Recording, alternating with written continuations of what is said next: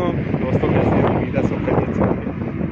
आज मैं आपको एक upper area of the London यहाँ से दिखाता हूँ कि जो हमारा पाकिस्तान में इस्लामाबाद में मोनाल का एरिया है, बिल्कुल उसका सिमिलर ये एरिया दिखेगा और ये कैसा दिखता है और रात के टाइम पे इसके लुक्स क्या हैं। ये एक्चुअली इस रेजिडेंशियल एरिया है साइड ऑफ लंदन, सो